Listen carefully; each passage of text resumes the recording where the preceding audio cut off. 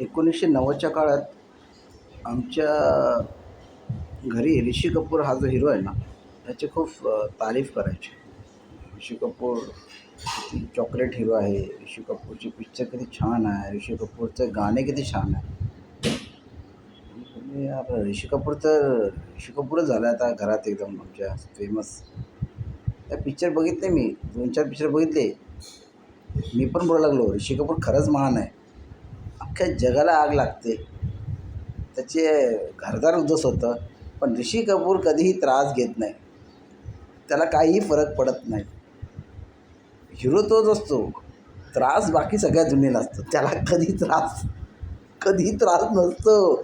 त्यावर लग्न केलं त्या बायकोला त्रास, त्याचे मित्र असतात त्यांना त्रास, पण ह्याला कधी त्रास होत नाही. पूर्ण पिक्चरमध्ये बघितलं की तो 15 ते 20 मिनटं ते काय त्याचे ॲक्टिंग करतो, आणि जो काय मग बाकीचे 2.5 तास जे लोक त्रास झेलतात, म्हणजे खूप मानलं तर ऋषी कपूरला. साहेब बघा, तुम्ही कोणते पिक्चर बघा, तर नागिनमध्ये बघा, नागिनमध्ये कोण आहे, श्रीदेवी आणि अमरीश पुरी ह्यांची भांडणं.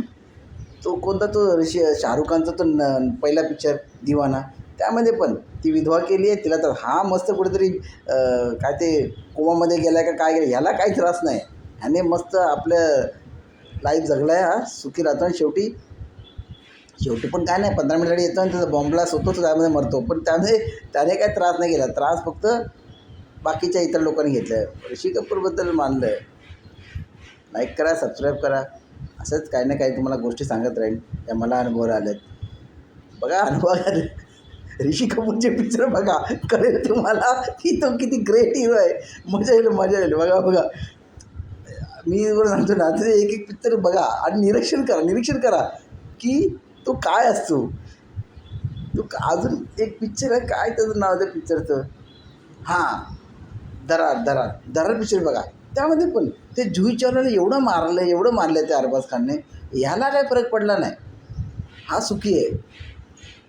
बघा, तुम्ही पिक्चर बघा, मजा येईल तुम्हाला. मी सांगतो ते ऑब्झर्व करा, नुसतं पिक्चर बघू नका. ऋषी कपूर चला, बाय.